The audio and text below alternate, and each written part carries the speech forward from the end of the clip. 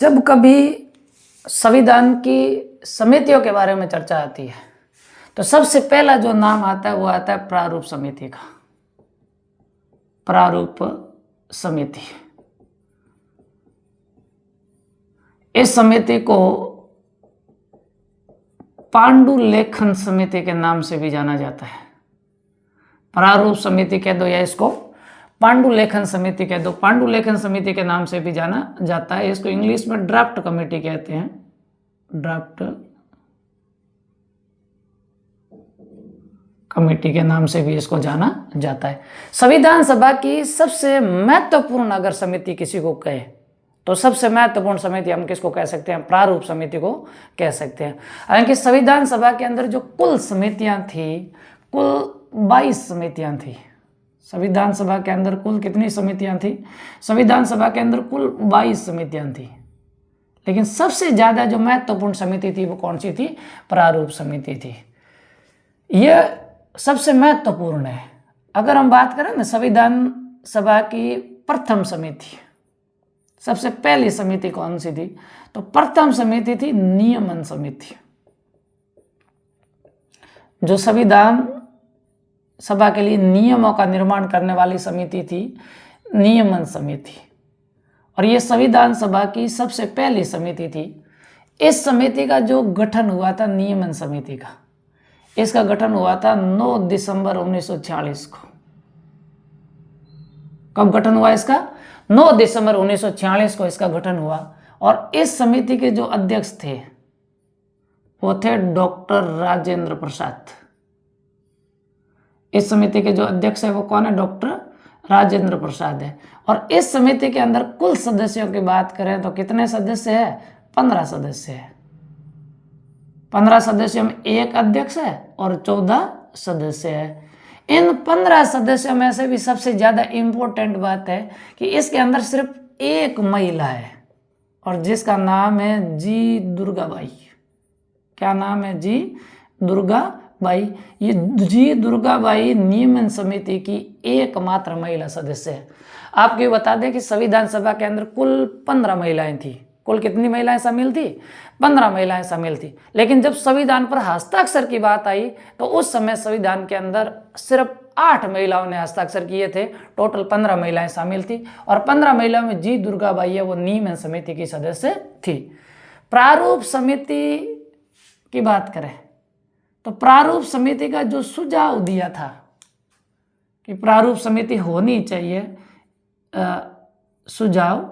इसका सुझाव दिया गया था कार्य संचालन समिति के द्वारा। इसका सुझाव किसके द्वारा दिया गया था?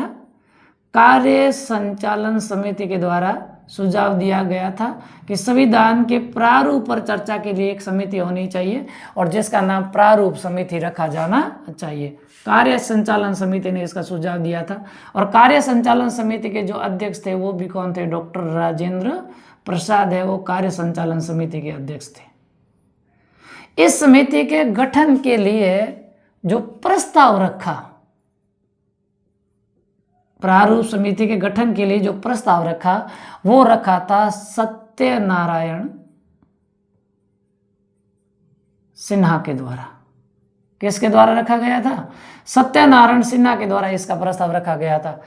2 नाम आते हैं। एक डॉक्टर सच्चिदानंद सिन्हा आता है। सबसे वरिष्ठ सदस्य होने के कारण संविधान सभा के प्रथम अस्थायी अध्यक्ष नियुक्त किए गए थे और ये है डॉक्टर सत्यनारायण सिन्हा। इन्होंने प्रारूप समिति के गठन का प्रस्ताव रखा था। इन्होंने ये सुझाव दिया। प्रस्ताव में इन्होंने 7 नाम दिए थे। कितने नाम दिए थे? 7 नाम प्रस्तावित किए थे और वो सातों के सातों नाम इसके अंदर शामिल कर लिए गए। 7 सदस्य कौन कौन से थे? थोड़ी इस पर चर्चा कर ले। इसके टोटल सदस्य कितने हैं? 7 सदस्य है। इसका जो गठन होता है, प्रारूप समिति का जो गठन होता है, ये गठन होता है 29 अगस्त। कब गठन होता है इसका? 29 अगस्त 1947 को इसका गठन होता है। और इस समिति के 29 अगस्त 1947 को गठन होता है और 30 अगस्त को इसकी प्रथम बैठक होती है। 30 अगस्त को इसकी है वो प्रथम बैठक होती है।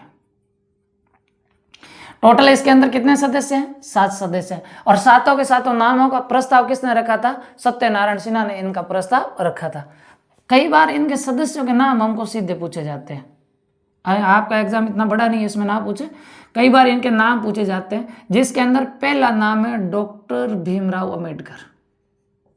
डॉक्टर भीमराव अम्बेडकर साहब, डॉक्टर भीमराव अम्बेडकर साहब है, ये इस समिति के अध्यक्ष है।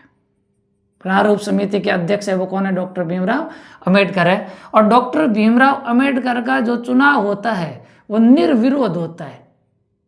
हालांकि संविधान सभा के सारे सदस्य वो निर्विरोध चुने जाते हैं, तो इनका निर्विरोध चुनाव होता है। इसके जो दूसरे सदस्य हैं उनका नाम है एन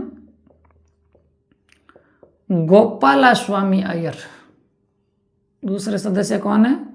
एन गोपालास्वामी अय्यर। अय्यर नाम के 2 व्यक्ति है, दोनों याद रख लेना, एन गोपालास्वामी अय्यर और अल्लादी कृष्णास्वामी अय्यर। अल्लादी कृष्णास्वामी अय्यर, ये 2 अय्यर नाम के व्यक्ति हैं। इसके जो चौथे सदस्य है वो है के एम मुंशी। के एम मुंशी, कन्यालाल माणिकचंद मुंशी। और कन्यालाल माणिकचंद मुंशी का जो संबंध है वो किस पार्टी से है? कांग्रेस पार्टी से इनका संबंध है, के एम मुंशी का। इसके जो अगले सदस्य हैं वो है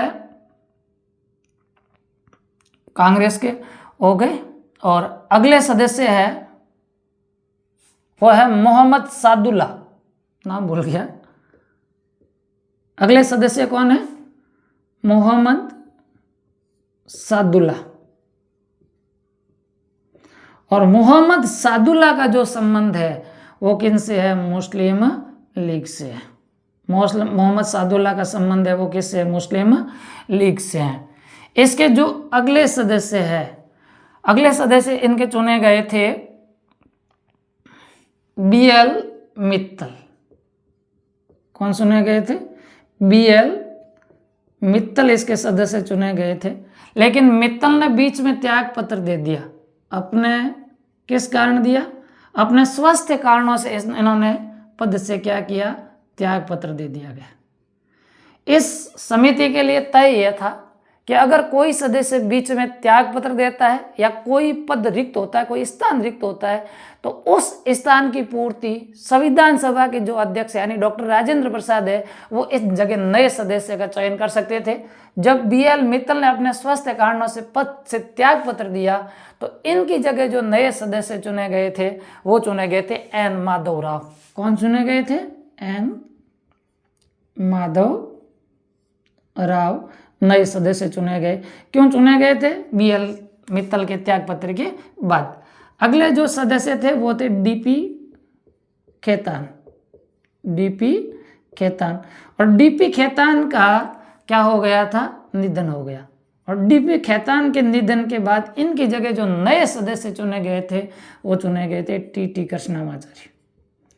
TT कृष्णामाचारी, ये राजस्थान से संविधान सभा के अंदर चुने गए थे TT कृष्णामाचारी। तो ये 7 सदस्य संविधान की जो प्रारूप समिति है। कई बार इस प्रारूप समिति के सदस्यों के नाम भी पूछे जाते हैं, कौन किसकी जगह चुने जाते हैं। इन सदस्यों के लिए अगर कोई पद रिक्त होता है तो उस जगह नए व्यक्ति को चुनने का अधिकार किसके पास है? संविधान सभा के अध्यक्ष के पास है। लेकिन यहाँ एक और शर्त है, अगर कोई नया सदस्य चुना जाता है तो उसके लिए शर्त यह है कि वो संविधान सभा का सदस्य होना चाहिए। संविधान सभा के बाहर के किसी सदस्य को इसके अंदर चुना नहीं जाता है। चलिए बढ़िया।